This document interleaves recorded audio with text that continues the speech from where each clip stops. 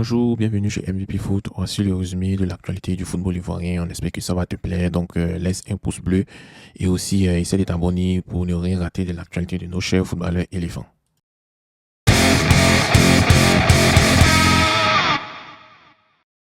On a notre buteur de Salzbourg, Konaté Karim, qui est actuellement à Abidjan, surtout à Sol Béni, avec le joueur de la SEC Mimosa. Il est en train de s'entraîner, donc cela marque un retour aux sources pour l'attaquant ivoirien. Voilà, donc on sait qu'il est vraiment attaché à ce club et c'est le club qui l'a tout donné. Malgré qu'il n'a pas été appelé par, comme on appelle le coach Faye MS. Konaté Karim a décidé de rester toujours en forme. Donc, du coup, il est retourné à sa maison, quoi. Voilà, sa maison, c'est la SEC Mimosa. Donc, il est en train de s'entraîner. Donc, on espère qu'il va vraiment s'entraîner. Et puis, surtout aussi, il est vraiment courtisé par l'AS Monaco.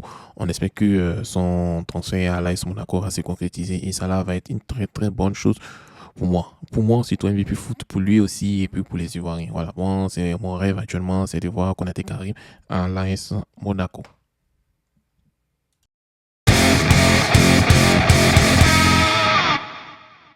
Nous avons un jeune attaquant qui s'appelle Malik Sanogo, qui a 19 ans, qui a choisi de représenter la Côte d'Ivoire plutôt que les États-Unis. Voilà, donc c'est un attaquant qui joue à Nuremberg et il compte déjà des sélections avec l'équipe américaine en fait. Donc il a été appelé par les éléphants U23. En tout cas, on espère que Malik va être un très très très grand attaquant et aussi tu as fait vraiment le bon choix. Voilà, le bon choix de venir source. Et aussi, les Ivoiriens te sont reconnaissants. Donc, on espère que tu vas avoir une très belle carrière avec les éléphants et aussi dans ta carrière avec les clubs.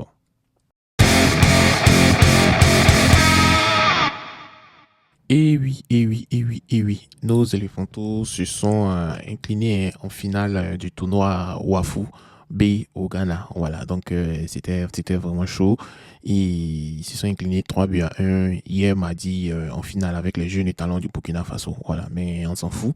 Le plus important, c'est que les cadets ivoiriens rentrent au pays avec la qualification pour la CAN U17 qui va se tenir en 2025. Voilà, on sait qu'on était qualifié en 2021 et il y a eu le Covid, donc on n'a pas vraiment joué. Donc, félicitations aux éléphantos. L'objectif est vraiment atteint. Le premier objectif, c'était vraiment de se qualifier pour la CAN. Et le deuxième objectif aussi, c'était aussi de remporter le tournoi. Mais malheureusement, l'équipe du Burkina est vraiment trop forte. En tout cas, si on dit que, comment on appelle?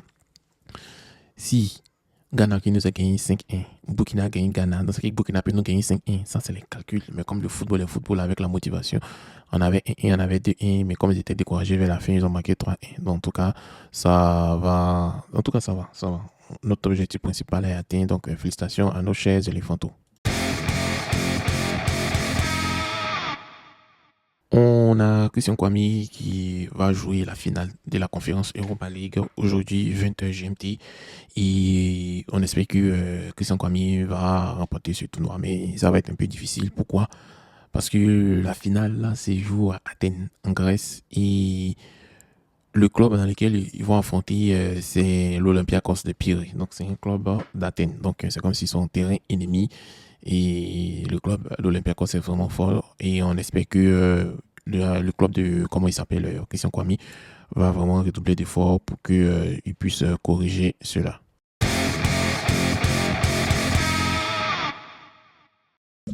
Une très belle nouvelle pour nous les Ivoiriens, on a la Côte d'Ivoire qui a été désignée pays organisateur de la Coupe d'Afrique des Nations U17 en 2025. Voilà, donc un grand événement va se dérouler en Côte d'Ivoire et là, il sait que le public va répondre présent et il y aura encore Koutimato en 2025 en Côte d'Ivoire. Voilà. Et puis, si vous savez, quand il y a une compétition de ce genre en Côte d'Ivoire, la coupe reste toujours à la maison. Donc, allez les éléphants, en route pour notre CAN 2025 au Maroc et notre CAN U17 encore en Côte d'Ivoire. Nouvelle de la deuxième division, on a l'US Chologo qui perd son recours face à l'ISCA. Alors, rien ne va changer. ISCA est toujours deuxième à 2 points de l'Africa Sport National, dit appelé les Oye. Voilà. Et l'US Chologo est en train d'agoniser dans le bas des tableaux. Donc, il risque la relégation si l'Africa les gagne. Voilà. Tout va se passer à la dernière journée et on ne sait pas quand est-ce que la dernière journée va se dérouler. Ce qui est sûr, ça va arriver. Donc, il y a certains qui disent que le club de Iska, ils sont pas bons, ils sont toujours dans les magouilles, donc les gens les regardent maintenant. Et là, c'est une très bonne chose, les gens les regardent, donc on va voir ce qui ça va donner. Sélection A', Côte d'Ivoire. Sans grande surprise, nous avons Awa Jean-Charles, qui est un milieu offensif qui a été convoqué à l'équipe nationale locale pour un stage de préparation où ils ont affronté l'Égypte dans une double confrontation. Ok. Donc, c'est cette saison avec ce joueur, il a été 21 fois décisif avec le Stella Club d'Adjamé et il a vraiment évolué beaucoup sur le front de l'attaque. Donc, on sait qu'il est très polyvalent. Il a donné 12 buts et 9 passes décisives. Voilà. Donc, on dit félicitations et merci au coach Aïdara Soalio qui a eu l'œil de sélectionner cette pépite qui nous a sublimé tout au long du championnat. Ok, c'est tout pour le moment. Je vous laisse avec une interview à côté avec un membre de la Fédération camerounaise de football, un consultant du football camerounais qui a parlé du problème Samuel Eto'o. Donc, je vous laisse écouter et donner vos points de vue. Yo famille, j'espère que vous allez bien. Bienvenue chez Pasco Foot. Je suis en compagnie de la Mougance, un consultant très spécial du football camerounais qui va nous faire part aujourd'hui de ce qui s'est passé au Cameroun. Donc c'est comment la Mougance? Merci Pascal pour ton invitation. Déjà, comme tu l'as dit, je suis la Mougance, mais je ne suis pas consultant camerounais, je suis consultant africain. Ok. Donc, spécialiste du sport africain en général. D'accord. Donc, toujours prêt à décortiquer l'actualité quotidienne. Ok. Donc, la Mougance, aujourd'hui, on a eu une scène surréaliste au Cameroun avec notre cher Monsieur Tolo, et Monsieur Samuel Eto'o et Monsieur Marc Bry. Qu'est-ce que tu en penses?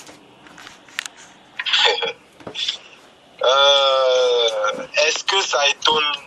Parce qu'il faut voir l'historique de cette chose, de cette histoire en fait. Pourquoi le ministre des Sports s'interfère dans la gestion de l'Africa Foot aujourd'hui? En ce qui concerne la gestion du sport camerounais de l'Africa Foot, ouais.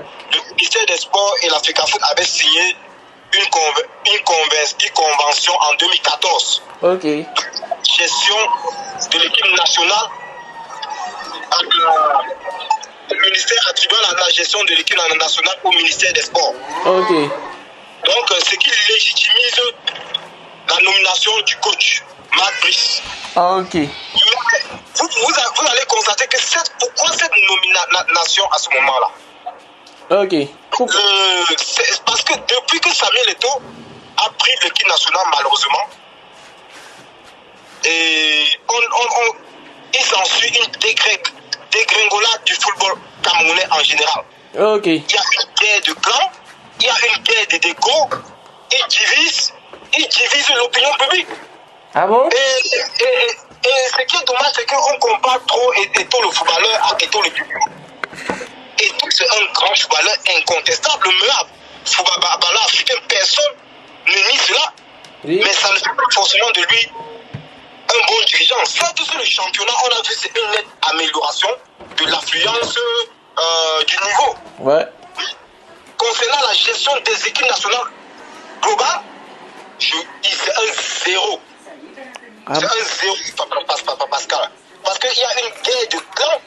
Les joueurs, on ne l'explique pas plus. Comment pouvez-vous m'expliquer qu'un gardien qui est gardien remplaçant d'une équipe de 3 divisions en France, ouais, titulaire devant un gardien qui est numéro 1 à Manchester? Non, mais il n'y a qu'au Cameroun que l'on peut voir ce genre de choses. C'est vrai. Notre défenseur Mandé a été chassé complètement d'équipe nationale.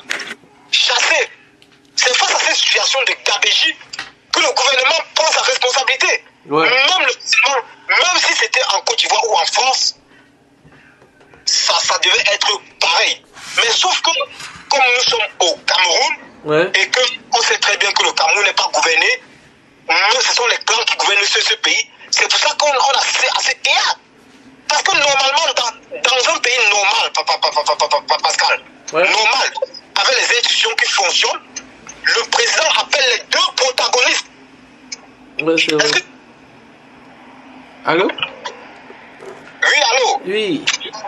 Il appelle les deux protagonistes et essaie de faire une entente. Ouais. Mais Le Cameroun est mis à nu en Mondiovision. Ça ne se fait pas. Ça ne se fait pas. Ouais. Bon, d'aucuns disent que Marc Brice devrait démissionner. Je vais te donner 2 raisons pour lesquelles Marc Brice ne peut pas démissionner. Ouais. Une raison ou 2. Déjà, on a déjà signé son contrat. Il peut juste attendre qu'on le chasse. Ouais. Et l'intégralité de son contrat, c'est de l'argent. Or, s'il démissionne, ça veut dire qu'il rend le contrat. Ouais, ça veut dire une perte financière. Oui. On disait que non, il ne faut pas. Et aussi, de toi à moi, papa Pascal, quel entraîneur normal peut accepter d'entraîner encore le Cameroun à l'heure actuelle? Ouais, c'est vrai. Avec un président de la fédération omniprésent comme tout. Vous avez vu? Ouais, c'est vrai. On a vu des compétitions. Ouais. Et si tu vois la dispute d'aujourd'hui, il dit à l'entraîneur qu'il a été entraîneur. Le coach lui dit que non, tu as été entraîneur 3 semaines. Le gars dit que j'ai été un grand joueur. Mais gars, j'ai l'impression que Eto'o a une nostalgie de son passé. Ouais. Si cela ne veut pas dire qu'on est contre Eto'o, je suis le premier fan d'Eto'o. Si ça dépendait même que de moi, c'est qu'il ne devait pas aller se salir à la petite. C'est vrai. Regardez comment un pays jadis, la vitrine du football africain, est très à bout aujourd'hui. À cause des problèmes d'égo. D'égo à tous les niveaux. À tous les niveaux. Vous dites que moi, si j'aimais mon pays à la part d'Eto'o, je laisse ça, mon gars. Ouais, c'est vrai. Je laisse pas que l'image du pays en vaut la peine. L'image du pays, le saccade. Et si on fouille ces affaires-là, je vous assure, il y en a des conflits d'intérêts là-dedans. Ok. J'en suis sûr et certaine. Mais bon, comme c'est un chanteur camerounais l'avait dit, ouais. Si on t'explique le Cameroun et que tu as compris, c'est qu'on t'a mal expliqué. T'as mal expliqué. Voilà. Donc selon toi, qu'est-ce qui va se passer? Mais attends, je te rappelle que Eto'o a dit à l'entraîneur que s'il sort de la salle, il n'est plus entraîneur de l'équipe nationale. Le gars, il a quitté la salle, quoi. Oui. Et Eto'o a nommé un staff technique par intérim. Ouais. Tongo Pilé est le nouveau sélectionneur. C'était donc c'est un Camerounais. Donc je ne sais pas. Entre-temps, le ministère a encore confirmé Marc Brice à son poste. Ok. Donc à l'heure actuelle, comme je vous ai dit, c'est la gabégie totalement. C'est la gabégie totale. Le problème, c'est que je veux que cette histoire serve de leçon à tous ceux-là qui veulent forcément que les sportifs prennent le pouvoir. Je te rappelle qu'Infantino n'a pas été joueur. Ouais, c'est vrai. Le président de la FIFA n'a pas été joueur, mais c'est un bon dirigeant. Ouais. Pourquoi donner parce que je vois de l'émotion partout, on voit que non, c'est tous les footballeurs qui doivent diriger, Non! Un bon footballeur ne te fait pas forcément un bon manager. Ouais, c'est vrai. Le manager doit avoir le sang-froid, le sens de la diplomatie. Ouais. Donc nous sommes, je vous assure que quand on voit cette situation, on pense que c'est seulement l'image du Cameroun qui est salie. C'est l'image de l'Afrique en général qui est salie.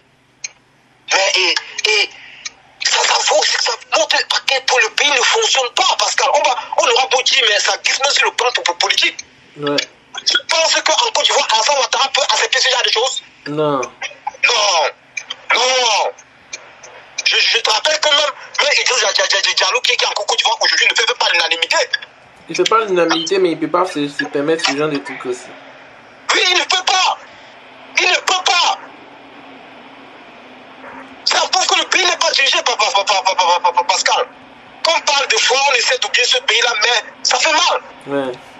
Ça fait très mal, gars. Le pays n'est pas dirigé. Parce que ce sont les choses qu'on cache, on n'expose pas en public. Ouais, c'est vrai. C'est le linge sale, c'est là en famille. Moi, ça m'a étonné que cette histoire puisse sortir des réseaux sociaux. Ceux qui filmaient ne devaient même pas filmer. Oui, c'est pas bien pour le pays, gars. Les hommes, admettons qu'aujourd'hui on oublie même cette histoire.